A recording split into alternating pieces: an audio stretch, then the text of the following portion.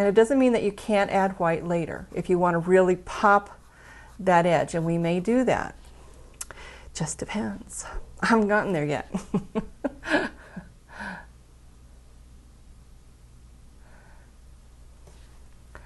And so just switching brushes.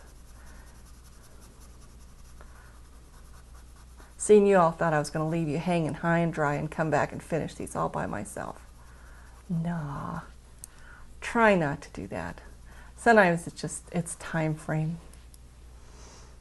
And oops, I forgot about the little green bud in there. Oh dear. I'm going to grab a smaller brush here and quickly put in, I'm kind of back at the palette here, just went in and grabbed a little more Handsome Yellow next to, I totally forgot about him. Whip him in here. Doo, doo, doo, doo. Yeah, and you have to make that noise while you're painting. And I did put, there's also some yellow in this area here. So there's like two flowers that are kind of turned. This one's much further in the back that I just put the yellow on in the last little bit. And so just wanted to point that out. And this is almost all alizarin through here because it's so shadowy. And when we come back and put a blue glaze on top of it, it's really going to push it into the darks.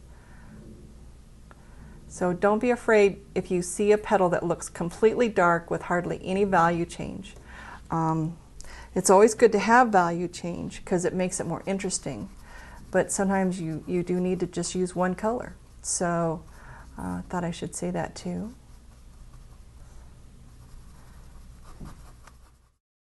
So I've established my darks, working on my darks along the edges here, up into the rim.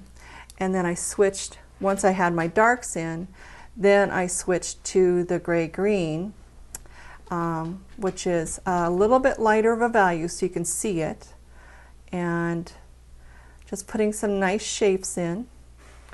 And that's one of the things I like about these. When I want to loosen up and not be quite so, it still looks realistic by the time I'm done, but it allows me to play a little more. Not do as much blending and just make like paint daubs, but they're not thick. Don't ever want anybody to think I paint thick. I paint fairly thin. I like the fact that it'll dry, but you can make little edge lines with this and you can make shapes.